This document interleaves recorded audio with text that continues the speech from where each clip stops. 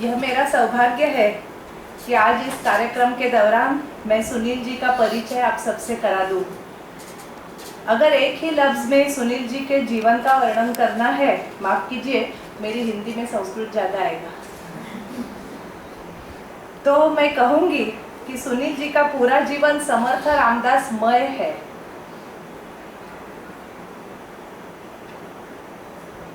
बारह साल उन्होंने सज्जनगढ़ पर, जहाँ श्री समर्थ रामदास स्वामी जी का निवास रहा, वहाँ व्यवस्थापक रूप में बिताए हैं। 10 साल तक आप सज्जनगढ़ इस मासिक पत्रिका के कार्यकारी संपादक रहे हैं। पिछले 24 साल से आप लेखन और प्रवचन इन माध्यमों से समर्थ रामदास स्वामी के विचारों का प्रसार और प्रचार दोनों कर रहे हैं। और ये आपका व्यवसाय नहीं है, बल्कि ये व्रत है। आज तक आपके प्रवचनों की संख्या 10 सहस्त्र हो गई है। शायद ये 10 सहस्त्र और एक इतनी संख्या का प्रवचन रहेगा। आपकी 40 किताबें प्रकाशित हो चुकी है। हर एक किताब के 8-8, 10-10 पुनर्मुद्रण हो चुके हैं। उनमें से कुछ नाम है चिंता करी तो विश्वाची, समर्थ रामदास आणि स्वामी विवेकानंद, समर्थ चरित्र, आक्षेप आणि खंडन इत्यादि। आपने अनेक पुरस्कार भी पाए हैं, जैसे कि पुणे विद्यापीठ की तरफ से स्वामी स्वरूपानंद पुरस्कार, दासगणु महाराज पुरस्कार, शिव समर्थ पुरस्कार, वसुंधरा कृतज्ञता पुरस्कार, समर्थ रामदास पुरस्कार वगैरह। माननीय सुनील जी समर्थ साहित्य के केवल अभ्यासक ही नहीं, बल्कि समर्थ साहित्य के आचरण करता है।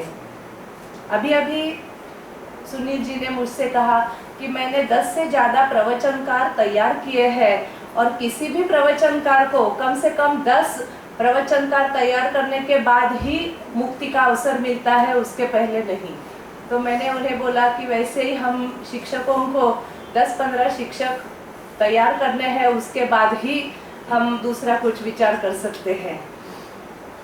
हम सब अपने आप को भाग्यशाली मानते हैं सुनील जी कि आज आप हमारे बीच पधारे हैं और समर्थ रामदास स्वामी विरचित मनोबोध के बारे में हमारा प्रबोधन करने वाले हैं। मनोबोध से मनस शांति, इस विषय को लेकर आप अपनी प्रवचन का आरंभ करें। धन्यवाद।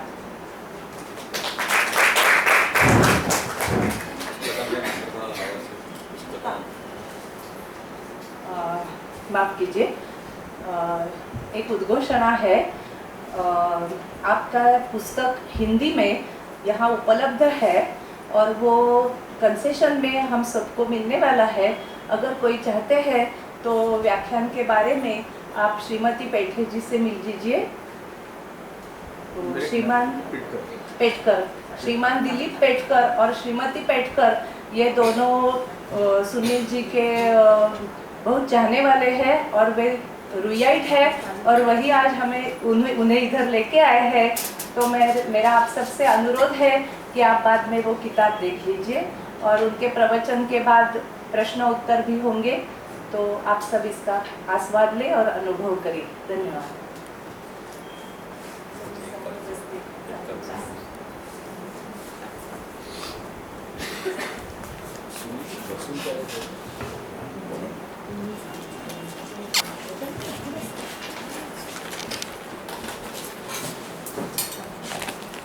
आप सब लोगों से मेरी ये प्रार्थना है कि आपके पास जो मोबाइल है, या तो वो स्विच ऑफ कीजिए या साइलेंट मोड पर रखिए।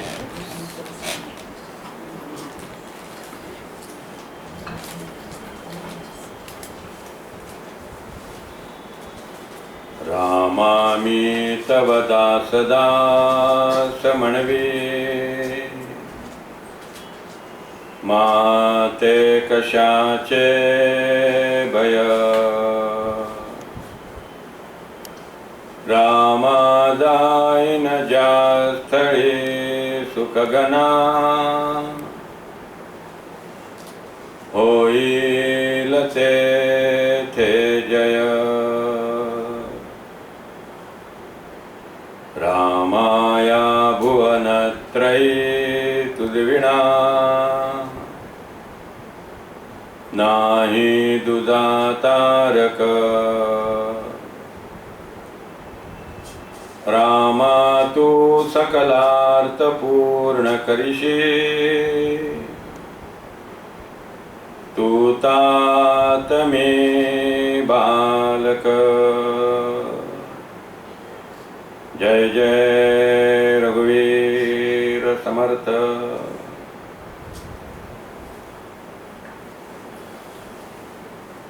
आदरणीय गोखले मैडम, आदरणीय अंजलि मैडम, मेरे मित्र आदरणीय दिलीप जी पिटकर तथा उपस्थित छात्रवृंद, मनाच्या श्लोकातून मनशांती हे मेरा मराठी पुस्तक अभी 6 मास पूर्व प्रसिद्ध हुआ। उसकी 2 आवृत्तियाँ समाप्त हुई, तीसरी आवृत्ति अब 2 दिन में आएगी। उसका हिंदी अनुवाद भी बन चुका। उसका भी विमोचन होने के बाद 300-350 प्रतियां उसकी महाराष्ट्र के बाहर वितरित हुई। उसी विषय को लेकर मन का व्यवस्थापन, इस विषय का चिंतन उस समय तक हम यहाँ करेंगे। अभी अभी गोखले मैडम ने बताया, इस तरह यह वन वे ट्रैफिक नहीं होना चाहिए। बहुत संभव है कि मैं कहना कुछ चाहता हूँ, आप समझ कुछ बैठे हैं, तो बाद में प्रश्न के द्वारा जो कुछ संकल्पनाएं आपके मन में चित्रित हुए हैं, उसके बारे में अगर आपके मन में कुछ आशंका हो, संदेह हो, तो आप बिना संकोच मुझे पूछ सकते हैं, जिसका निराकरण मेरी ओर से मैं करने की कोशिश करूँगा। मन ये सबसे महत्वपूर्ण घटक है। हमारा जो अस्तित्व है, यह अस्तित्व 3 स्तर पर हमें महसूस होता है, हम अनुभव करते हैं। सबसे पहले हमारा यह शरीर, पंचभौतिक शरीर, जो आंखों से दिखाई देता है, जिसे हम स्पर्श कर सकते हैं, जो जड़ है। इस शरीर के बीच और एक सूक्ष्म शरीर है जो दिखाई नहीं देता, लेकिन हम उसका अनुभव कर सकते हैं, उसे मन कहते हैं। पारिवारिक शब्द बहुत है, लिंगदेह है, अंतःकरण, पंचक है, लेकिन ज़्यादा कठिन शब्दों का प्रयोग करना ये मेरी आदत नहीं है। जितने सुलभ शब्द हो, जिसने व्यवहार में उपयोग में लाने वाले शब्द हैं, उसका प्रयोग करना ये मेरी आदत है, तो उसे हम मन कह सकते हैं। अंदर एक सूक्ष्म शरीर है जो हमें दिखाई तो नहीं देता, लेकिन हम उसका अनुभव कर सकते हैं, वो मन है। मन सूक्ष्म है, शरीर स्थूल या जड़ है। शरीर और मन जिसके अधिष्ठान पर, जिसके बल पर, जिस सत्ता की मदद से यह सब कार्य करती है, वह एक और तीसरी सत्ता है जिसे हम आत्मा कहते हैं। जिन्हें आत्मा शब्द से कुछ प्राचीन या पुरातन शब्द प्रयोग लगता है, वो एनर्जी कह सकते हैं, चेतना कह सकते हैं। यह जो चेतना या आत्मा है, यह मेरे अस्तित्व का तीसरा स्तर है। इसमें शरीर जड़ है, शरीर को अपना कोई निर्णय नहीं है। मन जैसा निर्णय लेगा वैसा शरीर करेगा, लेकिन मन निर्णय लेते समय मन को जो चेतना प्राप्त होती है, मन को जो शक्ति प्राप्त होती है, वह शक्ति आत्मा से प्राप्त होती है। यह माइक कम कर रहा है, यह माइक जड़ है, लेकिन माइक को जो एनर्जी मिल रही है वो इलेक्ट्रिसिटी से मिल रही है, बिजली से मिल रही है, विद्युत से मिल रही है। फैन अपना काम कर रहा है, लेकिन फैन जड़ है। फैन को जो शक्ति मिल रही है वह शक्ति विद्युत से मिल रही है। विद्युत आत्मा की तरह है, फैन शरीर की तरह है, और उसका जो बटन है या प्लग है या फ्यूज है वो मन की तरह है। मन सबसे महत्वपूर्ण घटक है जो हमारे जीवन को निर्भर करता है। विवेकानंद का एक बहुत प्यारा उतारा है। स्वामी जी कहते हैं, no doubt it is good to conquer the external world, but it is better to conquer the internal world. No doubt, it is good to know the rules of sun, moon and stars, but it is better to know the rules of mind, body and soul, because they are directly related to our life. क्यों मेरे मन में क्रोध आ जाता है? क्यों मैं भयग्रस्त हो जाता हूँ? क्यों मेरे मन में अकारण उदासी छा जाती है? क्यों कभी कभी मैं उल्लास से और उत्साह से पूरा भर जाता हूं? ये परिवर्तन क्यों होते हैं? सब कुछ जानते हैं लेकिन अपने बारे में कुछ भी नहीं जानते। हमारा पूरा अध्यात्म शास्त्र इस विषय पर बल देता है कि अपने बारे में जान लो। जीसस ने बाइबल में कहा है, नो दाई सेल्फ। रमन महर्षि ने प्रश्न पूछा है, हु एम आई? सब जान लिया, चांद पर क्या है, मंगल पर क्या है, लेकिन मेरे मन में क्या है इसका कोई पता नहीं है। लोग ज्योतिषी के पास जाते हैं, अपनी कुंडली लेकर जाते हैं। मैं ज्योतिष शास्त्र के खिलाफ नहीं हूं, उसका भी कुछ उपयोग है, लेकिन आकाश में जो ग्रह और तारे हैं उनका हमारे शरीर पर होने वाला जो असर है वह केवल 5 या 10% है, ओनली 5%। लेकिन हमारा माइंड जो है, जो हमारे जीवन पर असर कर रहा है, वो 90% है। हम लोग ये 90% निगलेक्ट करते हैं और कुंडली लेकर 5% और 10% का विचार करते हैं। 90% इज मोर इम्पोर्टेंट। इसलिए स्वामी विवेकानंद जी ने जब शिक्षा की व्याख्या की तब उन्होंने कहा, education means equal growth of mind, body and intellect. Marathi में हम कहते हैं मन, मनगट और मेंदू, मस्तिष्क, दिमाग, ये तीनों तेज होने चाहिए। ये तीनों का विकास होना चाहिए। शरीर का भी विकास होना चाहिए, बुद्धि का भी विकास होना चाहिए और मन का भी विकास होना चाहिए। आज हमारी जो शिक्षा प्रणाली है, इस शिक्षा प्रणाली में पूरा कंसंट्रेशन दिमाग पर किया गया है, ब्रेन ओरिएंटेड एजुकेशन। हमारा मन कैसा समृद्ध बने, हमारा शरीर कैसा मजबूत बने, इसकी कोई भी व्यवस्था आज की शिक्षा प्रणाली में नहीं है। जब स्कूल में हम सीखते हैं तो हफ्ते में एक दिन पीटी का पीरियड रहता है, जिसकी अवस्था पीटीएबल रहती है, इसलिए उसको पीटी का पीरियड कहा जाता है। शरीर मजबूत होना चाहिए, तंदुरुस्त होना चाहिए, व्यायाम करना चाहिए। अनेक विद्यार्थी मैं देखता हूँ, सुबह क्लास, दोपहर को क्लास, शाम को क्लास, तबीयत, थर्ड क्लास, एक के बाद एक पीरियड शुरू है।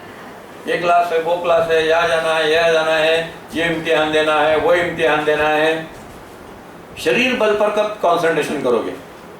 एक संस्कृत सुभाषित है, अश्वम नैव गजम नैव व्याघ्रम नैव च नैव च अजापुत्रम बलिदध्या देवो दुर्बल घातका। भगवान भी नहीं चाहता कि दुर्बल मनुष्य इस संसार में सुख से जिए। किसको काटा जाता है? वेदी पर किसको बलि चढ़ाया जाता है? अश्वम नैव, घोड़े को नहीं बलि चढ़ाया जाता, क्योंकि पावर गिनने की हमारे जो प्रमाण है वही अश्व है, हॉर्स पावर। ये मोटर 5 हॉर्स पावर है, ये मोटर 10 HP है। शक्ति का वो परिमाण है। घोड़ा हाथी को नहीं बलि चढ़ाया जाता, बाघ को नहीं बलि चढ़ाया जाता। कौन पकड़ेगा शेर को, कौन पकड़ेगा हाथी को? तो जो भेड़ है उसको पकड़ा जाता है। अजय पुत्रो बलिदद्यात् देवो दुर्बल घातका। जो दुर्बल है उनको बलि चढ़ाया जाता है।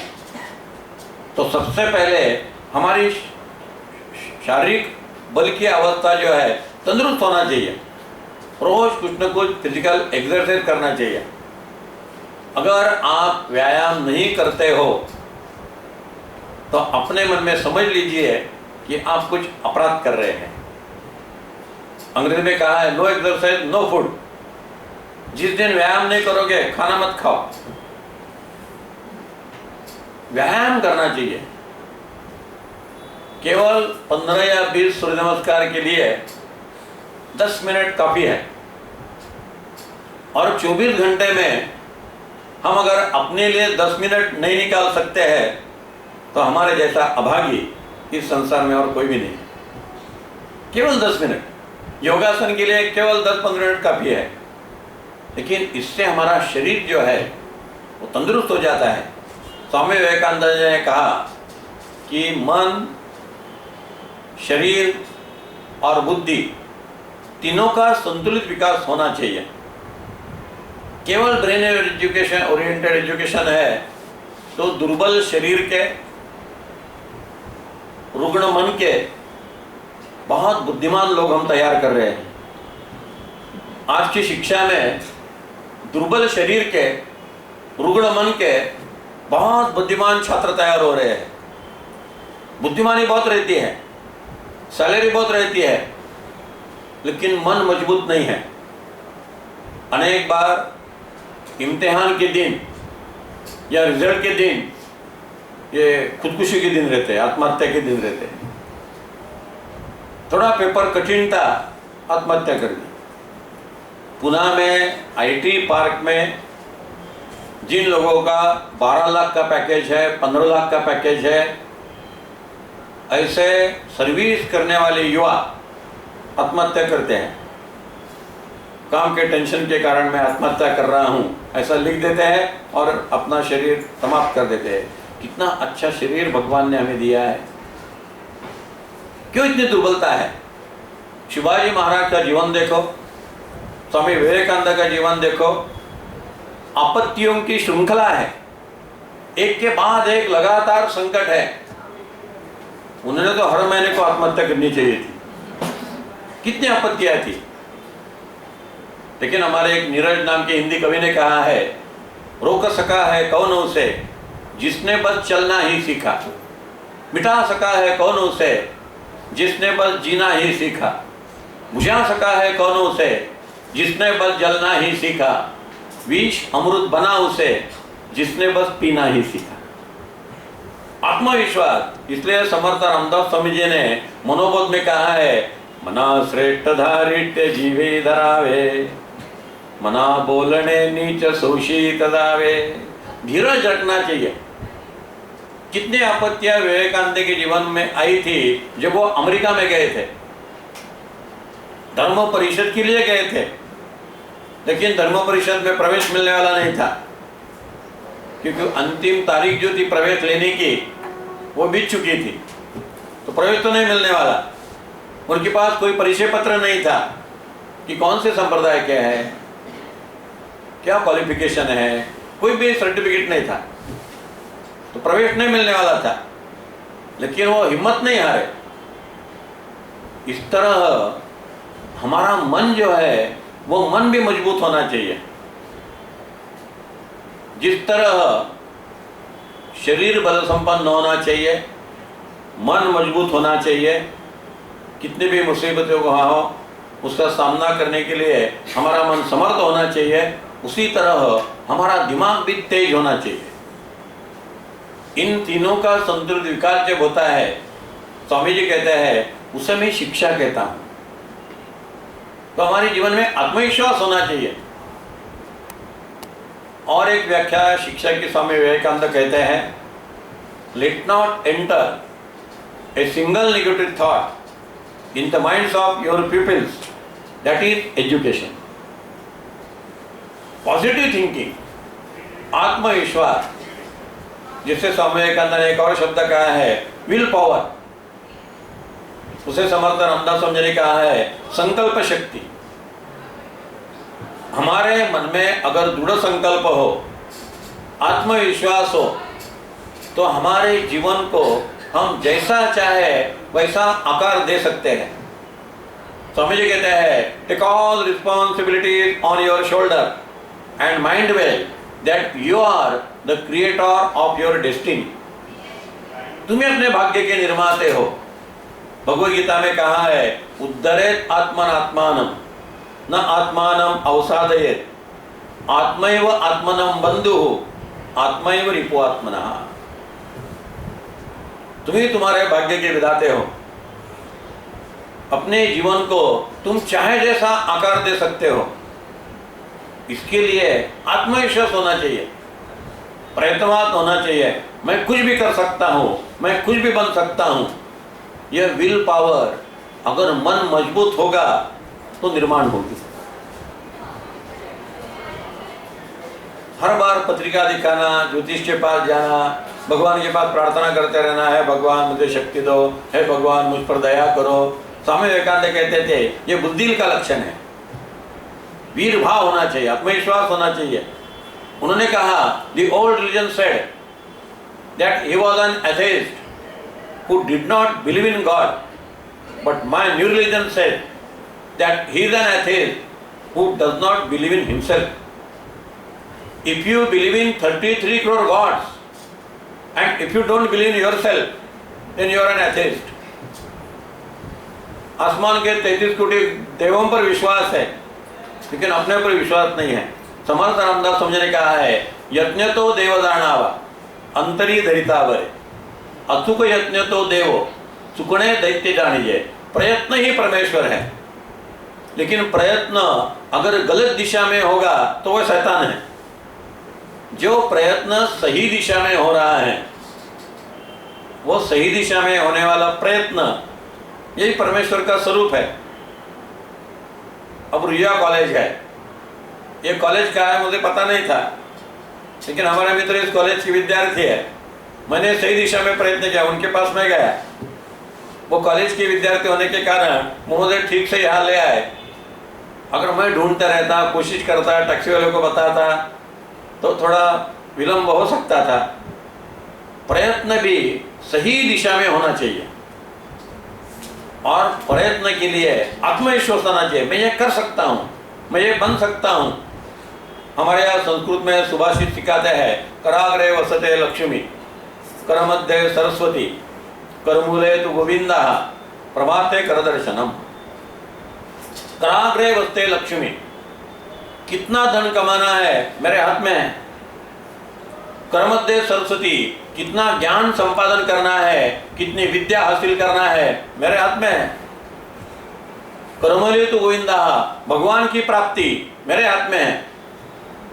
प्रभाते करदर्शनम, अपने हाथ की ओर देखो और सब चीजें मेरे हाथ में है, मेरी बस में है।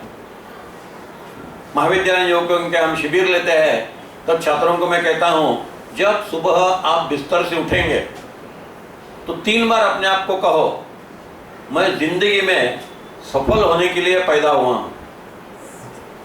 जब आप बिस्तर में सोओगे तो रात को 3 बार अपने आप को कहो तो मैं जिंदगी में सफल होने के लिए पैदा हुआ हूं। इसलिए समर्थ स्वामी कहते हैं धीरज रखो, अपना मन शांत और स्थिर करने का अभ्यास करना चाहिए। मैंने अभी अभी कहा त्रिस्तरीय हमारा अस्तित्व है। शरीर जड़ है, मन सूक्ष्म है, आत्मा सूक्ष्मतम है। सही चेतना सूक्ष्मतम आत्मा की है। बिजली की सभी सही चेतना है, और बिजली चली गई तो फैन बंद पड़ जाएगा, माइक बंद पड़ जाएगा, फ्यूज कुछ काम का नहीं आएगा, बटन कुछ काम के नहीं होंगे। विद्युत शक्ति महत्वपूर्ण है, आत्म शक्ति महत्वपूर्ण है। मन परिवर्तनशील है। जब हम बचपन में छोटे थे तब हमारा मन कुछ अलग था। गुड़िया अच्छी लगती थी, चॉकलेट अच्छे लगते थे। आज अगर आपके बरसगांठ पर किसी ने आपको गुड़िया दी तो आपको कैसा लगेगा? आप कहेंगे पागल हो गए क्या, मेरे को गुड़िया किस लिए दी? जिस आयु में आपके ये विचार है वो विचार कुछ दिनों के बाद परिवर्तित होने वाले हैं। आज आप सब लोग आशावादी है, संभव है 20-30 साल के बाद आप निराशावादी बन जाएंगे। तो कौन सा मन सही है? आज का मन सही है या 20 साल तैयार होने वाला मन सही है? सुबह हम आशावादी रहते हैं, शाम को निराशावादी बन जाते हैं, कभी उत्साह से भर जाते हैं, कभी आलस्य आ जाता है। कौन सा मन सही है? क्या है ये मन? दिल तो पागल है, सब लोगों को मालूम है। बड़ा विचित्र है मन। मन की व्याख्या करना बड़ा कठिन है। स्वामी विवेकानंद जी ने मन की व्याख्या की है। हमारे मन में जो लगातार विचार चल रहे हैं उसे मन कहते हैं। मन को नापने की ये बहुत अच्छी नाप पट्टी है। क्या है मन? विचारों का जो अनिरुद्ध प्रवाह है। लगातार विचार उदित हो रहे हैं, विचार नष्ट हो रहे हैं, फिर दूसरा विचार, फिर तीसरा विचार, 11वां विचार, 5000वां विचार, लगातार विचार हम कर रहे हैं। यह जो विचारों का हमारा अस्तित्व है वह हमारा मन है। और यह जो विचारों का अस्तित्व है यह पूरा काल्पनिक है। मन पर काबू इसलिए करना है कि इस विचारधारा के द्वारा हम एक काल्पनिक विश्व निर्माण करते हैं। वेदांत का कहना है कि भगवान ने निर्माण किया हुआ यह जो विश्व है यह ज़्यादा बंधनकारक नहीं है। हमारे मन ने यह जो काल्पनिक भवविश्व निर्माण किया है वह ज़्यादा बंधनकारक है। काल्पनिक मित्र, काल्पनिक शत्रु, काल्पनिक अपना, काल्पनिक पराया, मन जाल बुनते रहता है। क्या है मन का अस्तित्व? ज्ञानेश्वर महाराज तो कहते हैं मन को अस्तित्व ही नहीं है। मन को माया कहा है। मां यानी नहीं, या यानी जो नहीं है उसे माया कहते हैं। दिखाई तो देता है लेकिन नहीं है। मन का ये ऐसा है, कितनी काल्पनिक बातें मन करते रहता है। समर्थ कहते हैं मना कल्पना कल्पिता कल्पकोटि, नभे रे नभे सर्वता राम भेटी। इसलिए मना पाप संकल्प सोडो निद्यावा, मना सत्य संकल्प जीवी धरावा। हम जो विचार करते हैं उस विचार के द्वारा हम हमारे मन को पहले प्रशिक्षित कर सकते हैं। विचार सब काल्पनिक है, मन भी काल्पनिक है, लेकिन एक काल्पनिक मन इतने जल्द से फेंक देना भी मुमकिन नहीं है। वो तो हमारे साथ ही है, हमारे शरीर का हिस्सा है। इसी मन के द्वारा हमें ध्यान करना है, इसी शरीर के द्वारा हमें जप करना है। तो शरीर और मन का जो महत्व है वो महत्व हम नकार नहीं सकते, उसका अस्वीकार नहीं कर सकते। उसका भी जीवन में महत्व है, लेकिन समझ लेने की कोशिश करो कि मन क्या है। Try to understand the mechanism of mind. क्या है मन का स्वरूप? रेडनिश ने बहुत अच्छा किया, लिखा है ओशो। उन्होंने कहा है mind seats upon that which is not at all. Mind sits either on past tense or on future tense. Past tense is no more, future tense is yet. No sooner the mind sits on present tense, mind disappears. Krishnamurti ये कहते हैं live in present tense. No sooner you start living in present tense, mind disappears. जब तुम अभ्यास करते हो तब मन विसर्जित हो जाता है। केवल अभ्यास पर तुम्हारा मन एकाग्र हो जाता है। जब मन भूतकाल का विचार करता है, भविष्यकाल की चिंता करता है, तो उसे ही मन कहते हैं। यानी मन डेड एग्जिस्टेंस है, जिसे अस्तित्व ही नहीं है। भूतकाल तो बीत चुका है, क्या वो विचार करने से क्या होने वाला है? भविष्यकाल तो आने वाला है और पता नहीं क्या होगा। क्या फायदा है विचार करने से? और हमारा मन हमेशा या तो भूतकाल में रहता है या भविष्यकाल में रहता है। इसलिए हम स्कूल में आते हैं, कॉलेज में आते हैं कि जब हम पढ़ेंगे तब हमारा मन प्रेजेंट टेंस में रहेगा। लेकिन अभ्यास में मन नहीं लगता, मन भटकने लगता है, मन भूतकाल की घटनाओं को याद करने लगता है, भविष्य का विचार करने लगता है, टेंशन आ जाता है।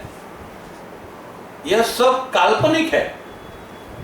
अगर कल्पना नहीं करनी है तो अच्छी कल्पना करो। यहां हम एक उदाहरण लेंगे टीवी का। हमारे हाथ में रिमोट है, सामने टीवी है, 125 चैनल है। काफी है ना, या और चाहिए? 125 चैनल है। सभी चैनल की जो स्पंदनें हैं, उसकी जो वाइब्रेशंस है, उसके जो कंपन है, अभी इस कमरे में है, हर कमरे में है। आप जो बटन दबाएंगे वो लहर आएगी, वो स्पंदन आएंगे और वो चित्र आपको दिखाई देगा। क्रिकेट की मैच देखना हो, स्पोर्ट का चैनल, प्रवचन सुनना हो, आस्था चैनल, न्यूज देखना हो, न्यूज का चैनल, प्राणियों का जीवन देखना हो, एनिमल चैनल, इतिहास का कुछ देखना हो, हिस्ट्री का चैनल। लेकिन यह सब विचारधारा है, यह सब स्पंदन, ऑल दिस वेव्स, पूरा वातावरण उससे भरा हुआ है। जो रिमोट से चैनल आप प्रेस करोगे वो दृश्य आपके सामने साकारेगा, प्रकट होगा। इसी तरह वातावरण में भले भी विचारों के तरंग है, बुरे भी विचारों के तरंग है। वातावरण में विचारों के पवित्र तरंग भी है, अपवित्र तरंग भी है। हमारा मन रिमोट की तरह है। किसे कैच करना है? श्रद्धा के भी तरंग है, अश्रद्धा के भी तरंग है, प्रेम के भी तरंग है, द्वेष की भी तरंग है, अपनेपन के तरंग है, परायपन की भी तरंग है। कौन सा रिमोट प्रेस करना है, कौन सा रिमोट दबाना है? इसलिए समर्थ जी ने कहा, मना पाप संकल्प सोडो निद्यावा, मना सत्य संकल्प जीवी धरावा, मना कल्पना ते नको विषयांची, विकारे घडे हो जनी सर्वचीची। उद्धरेत आत्मनात्मानम। इस श्लोक में भगवान श्री कृष्ण ने आत्मा शब्द मन इस अर्थ से उपयोग में लाया है। आत्मैव आत्मानम बंधु। आपका मन ही आपका भाई है, आपका सखा है। आत्मैव रिपु आत्मना। आपका मन ही आपका शत्रु है। जब मैं शराब पीता हूं मेरा मन मेरा शत्रु बन जाता है। जब मैं चाय पीता हूं मेरा मन मेरा मित्र बन जाता है। जब मैं सिगारेट पीता हूं, धूम्रपान करता हूं, मेरा मन मेरा दुश्मन बन जाता है। जब मैं लस्सी पीता हूं, आइसक्रीम खाता हूं, मेरा मन मेरा मित्र बन जाता है। जब मैं सुबह जल्दी उठता हूं और व्यायाम करता हूं, फिजिकल एक्सरसाइज, मेरा मन मेरा मित्र बन जाता है। जब मैं 8 साढ़े 8 बजे तक बिस्तर में सोना पसंद करता हूं, मेरा मन मेरा शत्रु बन जाता है। मैं जब अनेक लोगों के साथ मैत्री के संबंध प्रस्थापित करता हूं, अपनापन अनुभव करता हूँ, मेरा मन मेरा मित्र बन जाता है। जब मैं अनेक लोगों के साथ संघर्ष करता हूँ, मन में दुश्मनी रखता हूँ और प्रतिशोध लेने की इच्छा मन में रखता हूँ, मेरा मन मेरा शत्रु बन जाता है। कौन सा संकल्प स्वीकार करना है, रिमोट का उपयोग कौन से चैनल के लिए करना है, यह हमारे हाथ में है और 100% हाथ में है। कुंडलिनी में कुछ लिखा नहीं है, ज्योतिष के पास कुछ नहीं है। वो जो शास्त्र में कहते हैं कि छठे दिन वो सटी आती है और उसके हाथ कुछ पर लिखती है, वो सब झूठ है। हाथ की रेखा है, समर्थ रामदास कहते हैं, रेखा तितकी पुसो न जाते, प्रत्यक्ष प्रत्ययास येते, डोळे झाकणी करावीते, काय निमित्त है, अपना तकदीर बनाने की ताकत तुम्हारे में है। अपने हाथ की रेखाएं बदलने की ताकत तुम्हारे में है। तुम अपनी रेखाएं बदल सकते हो। जो मन दुर्बल विचार करता है वह मन अगर सबल विचार करेगा तो, जो मन द्वेष का चिंतन करता है वह मन प्रेम का चिंतन करेगा तो, सब अपने हाथ में है। इसलिए पूरा कंसंट्रेशन माइंड पर करना चाहिए। जब हम ध्यान को बैठते हैं तो हम हमारे विचारों को नियंत्रित कर सकते हैं। सबसे बड़ी छात्रों की समस्या यह है कि विचारों को नियंत्रित कैसा किया जाए, कैसे विचार को अपने वश में लाएं। हम बहुत चाहते हैं लेकिन विचार चालू रहते हैं, और जब विचार चालू रहते हैं तो भले बुरे दोनों प्रकार के विचार मन में आ जाते हैं। इसलिए प्राणायाम का महत्व क्या है? सांस, विचार कैसे आते हैं और विचार कैसे जाते हैं। अब पश्चिम के मनोवैज्ञानिकों ने यह सिद्ध किया है कि हम जो सांस भीतर लेते हैं उसके द्वारा वातावरण के विचार हमारे भीतर आते हैं, और हम जब सांस बाहर छोड़ते हैं उच्छ्वास, तो उसके द्वारा हमारे मन में जो विचारों का संग्रह है उसमें के कुछ विचार हम उच्छ्वास द्वारा बाहर छोड़ देते हैं। तो श्वास के द्वारा हम विचार भीतर लेते हैं, उच्छ्वास के द्वारा हम हमारे में जो विचारों का स्टॉक है वो बाहर छोड़ते हैं। यह सिद्ध हो गया है, वैज्ञानिक दृष्टया सिद्ध हो गया है। अगर हमने हमारा श्वास और उच्छ्वास जो है उसका दर्जा बदल दिया तो आज हमारे श्वास को और उच्छ्वास को कुछ भी क्वालिटी नहीं है। हम कैसा सांस ले रहे हैं वो चल रहा है, हमारे ऊपर कोई भी कंट्रोल नहीं है। एक मिनट में कितने श्वास और उच्छ्वास होने चाहिए? संख्या है 1215 तक। मैंने अनेक विद्यार्थियों को मेरे सामने बिठाया और मैंने उनको कहा कि आप सांस लो, उच्छ्वास छोड़ो और गिनो। मैं जब पूछूंगा कि कितने हो गए तो मुझे बताओ। तो कई विद्यार्थी ऐसे मिले जो 1 मिनट में 25 बार सांस लेते हैं और बाहर छोड़ते हैं। ऐसे कुछ विद्यार्थी मिले 1 मिनट में 30 बार श्वास भीतर लेते हैं और श्वास बाहर छोड़ते हैं। ये टेंशन का लक्षण है। मेरे 1 मिनट में ज़्यादा से ज़्यादा 3 श्वासोच्छ्वास होते हैं। और जब मैं शवासन की अवस्था में सुबह व्यायाम करते समय, योगासन करते समय, जब मैं शवासन करता हूँ 1 मिनट में केवल 2 सांस और 2 उच्छ्वास होते हैं। Deep breathing, slow breathing, lengthening the breathing. अगर हमें मन एकाग्र करना है, अगर हमें मन शांत और स्थिर करना है, तो मन का जो वाहक है, कौन वाहक है? सांस। विचारों का वाहक सांस है, मन का वाहक सांस है। अगर श्वास पर हमने कंट्रोल किया तो, हमारी सांस को हमने वश कर लिया तो, जब हम धीरे से सांस लेते हैं और धीरे से सांस बाहर छोड़ते हैं, तो ये धीरे से सांस का एक वैशिष्ट्य है कि धीरे का जो सांस है वो ज्यादा विचारों को कैरी नहीं कर सकता, वो बुरे विचारों को कैरी नहीं कर सकता, वो स्थूल विचारों को कैरी नहीं कर सकता। जैसे स्कूटर है, स्कूटर पर कितने लोग बैठ सकते हैं? उन सिर्फ 2।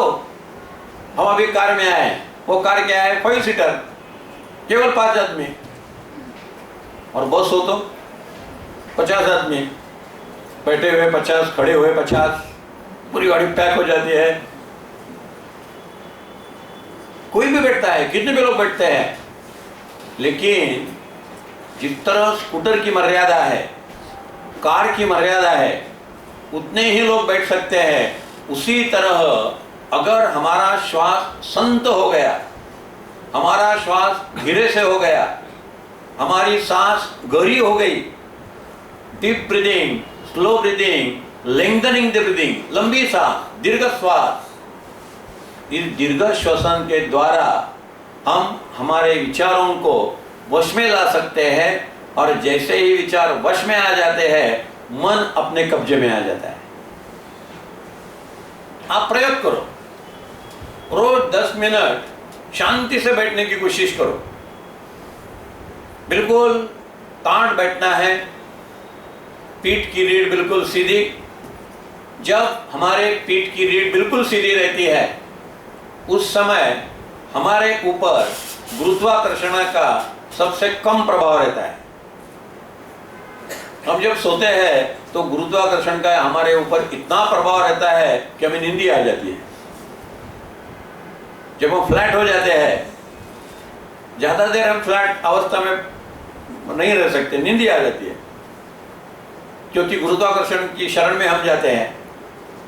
लेकिन ताड़ बैठना, पीठ की रीढ़ बिल्कुल सीधी रखना और सांस बिल्कुल गहरी, दीर्घ और संत, इसके द्वारा हम गुरुत्वाकर्षण के कम से कम प्रभाव में रहते हैं, जिसके कारण हमारा जड़त्व कम हो जाता है, हमारा दिमाग तेज हो जाता है और हमारी स्मृति बिल्कुल तेज हो जाती है, स्मृति गहरी हो जाती है, मन बिल्कुल एकाग्र हो जाता है।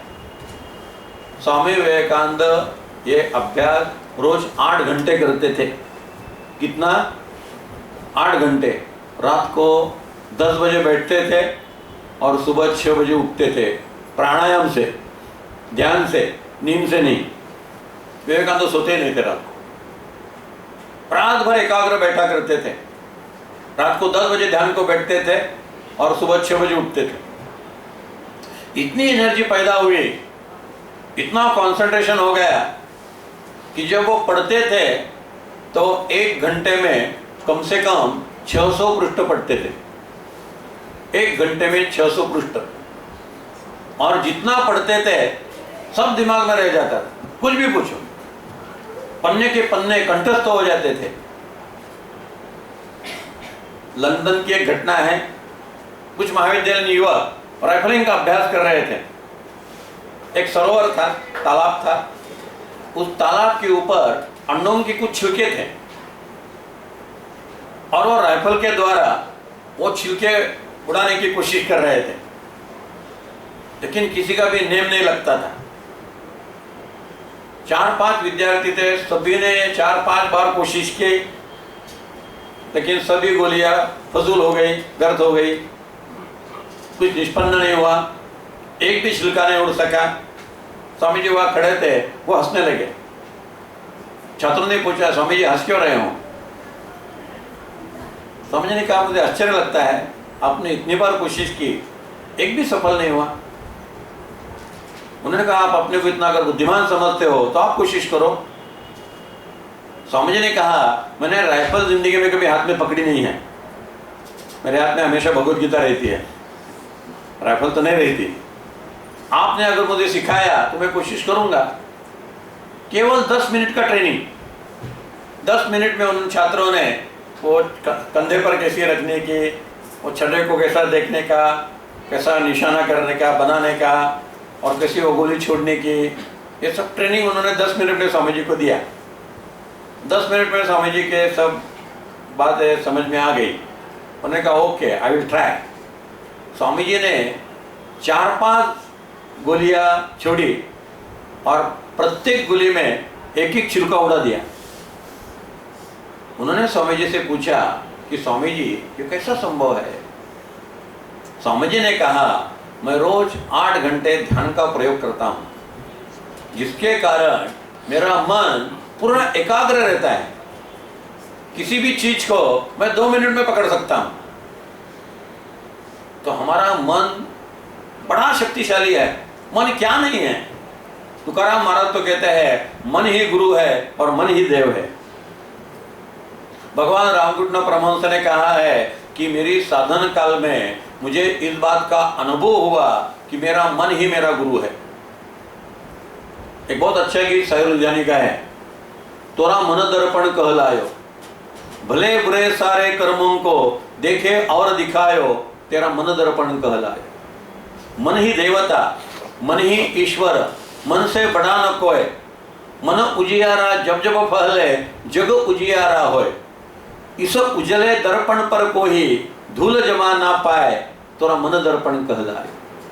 सुख की कलिया दुख के काटे, मन सबका आधार, मन से कोई बात न छिपे, मन के नयन हजार। जग से चाहे भाग ले प्राणी, मन से भाग न पाए, तोरा मन दर्पण कहलायो। जग से तुम भाग जाओगे, मन से कहां भाग जाओगे?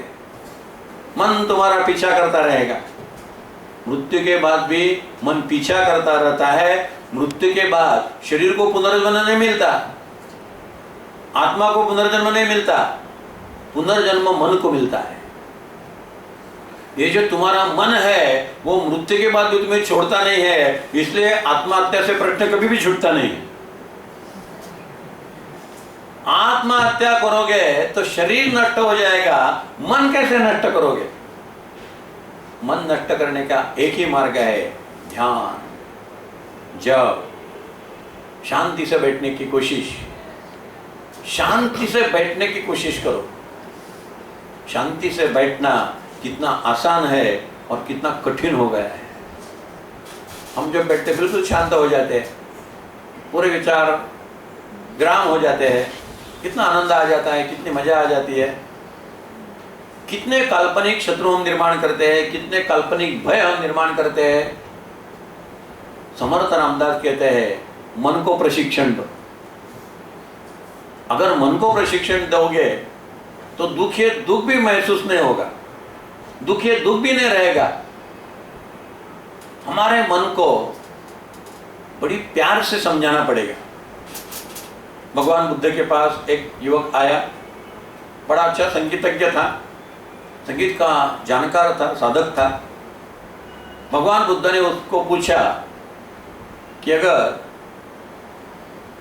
ये जो तान है, वो जो स्वर है, उसे अगर जोर से खींचा तो क्या होगा? उसने कहा वो तार टूट जाएगी। बुद्ध ने पूछा उसको ढीला छोड़ दिया तो क्या होगा? उसने कहा स्वर निर्माण नहीं होंगे। तो अगर स्वर निर्माण होने हैं तो ढीला भी नहीं छोड़ना पड़ेगा, बहुत खींचना भी नहीं होगा। मध्यम निकाय, बुद्ध ने कहा मध्यम मार्ग से चलो। अपने इंद्रियों के खिलाफ बहुत संघर्ष भी मत करो और हमारे इंद्रियों के अधीन भी मत हो जाओ। इंद्रियों की जो आवश्यकता है वो पूरी कर दो, इंद्रियों के साथ संघर्ष मत करो। लेकिन इंद्रियों के इतने अधीन मत हो जाओ कि किसी व्यसन के शिकार बन गए, रेव पार्टी में शामिल हो गए, कैक्टॉल पार्टी में चले गए। इतने भी अपने मन को इंद्रियों का शिकार बनने मत दो। मन इस पर काबू कर सकता है अगर हमने हमारे मन को रोज थोड़ा शांत बैठने का अभ्यास, थोड़ा ध्यान का अभ्यास, अच्छे ग्रंथों के पढ़ने का अभ्यास किया तो हमारा मन अच्छे विचार कर सकता है और अच्छे विचारों के द्वारा हम निर्विचार बन सकते हैं। जैसे पाँव में अगर एक कांटा गया है तो हम क्या करते हैं, दूसरा कांटा लेते हैं और जो पाँव में घुसा हुआ जो कांटा है उसको दूसरे कांटे से निकाल देते हैं। बाद में वो दूसरा कांटा भी फेंक देते हैं, उसको जेब में रखते नहीं। फिर से अगर कांटा पाँव में अगर घुस गया तो रहने दो, काम आ जाएगा। वो बैठते समय वही काटेगा आपको। तो वो भी कांटा हम फेंक देते हैं। तो बुरे विचार, ये कांटा हमारे शरीर में घुसा हुआ है। तो पहले अच्छे विचारों का कांटा लो और ये बुरे विचारों का कांटा निकाल दो। बाद में वो अच्छे विचारों का कांटा है वो भी फेंक दो और निर्विचार बनने की कोशिश करो। विचार यानी लोडेड माइंड। हमारा माइंड ऑलवेज लोडेड, इतने विचार है, इतने टेंशन है। अगर हम अभ्यास करेंगे तो हमें दुख न लगेगा। वो देखो पुराना गीत याद है देवानंद का, मैं जिंदगी के साथ निभाता चला गया और फिक्र को धुएं में उड़ाता चला गया। जो मिल गया उसी को मुकद्दर समझ लिया, जो ना मिला उसी को भुलाता चला गया। मैं जिंदगी के साथ निभाता चला गया और फिक्र को धुएं में उड़ाता चला गया। गम और खुशी में फर्क न महसूस हो जा, मैं दिल को उस मुकाम तक लाता चला गया। मैं जिंदगी के साथ निभाता चला गया।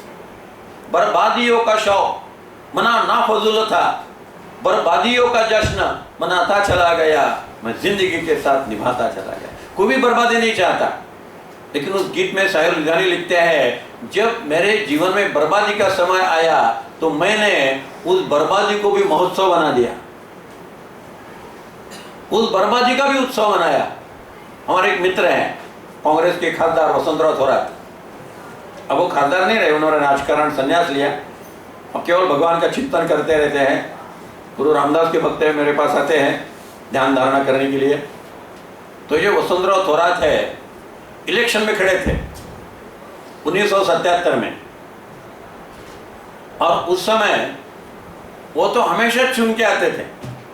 वसंतराव थोरात ने हमेशा चुन के आने वाला कांग्रेस का खासदार, ऐसा है उनका आइडेंटिटी थी उनकी। लोग जानते थे ये जीतने वाला है। लेकिन 1977 में जयप्रकाश नारायण की लाट थी। उस लाट में इंदिरा गांधी भी हार गए, संजय गांधी हार गए, सब हार गए। तो रात को 11 बजे न्यूज आ गई पुणे में वसंतराव थोरात हार गए हैं और उनके निकटतम प्रतिद्वंद्वी मोहन दारिया 40,000 वोटों से जीत गए हैं। वसंतराव थोरात ने क्या किया, बाहर 2 ट्रक तैयार थे, एक ट्रक में गुलाल था, एक ट्रक में फूल थे, और आगे उनकी गाड़ी थी कि जीतने के बाद बड़ा जुलूस निकालेंगे, शोर मचाएंगे, ये सब गुलाल, ये सब फूल ये लोगों के ऊपर फेंकेंगे, ये सब नियोजन था। लेकिन इलेक्शन तो हार गए। उन्होंने दोनों ट्रक ड्राइवर को बताया, मेरे साथ धारिया साहब के बंगले पर चलो। स्वयं गाड़ी में बैठे धारिया के बंगले में गए, एक बहुत बड़ा हार लिया 500 रुपए का, वो धारिया के गले में डाल दिया, उनको अभिनंदन किया, उनको आलिंगन किया और बोला कि ये जो ट्रक में लाया है गुलाल और फूल, इसका इस्तेमाल आप ही करो, और आपका जो जुलूस है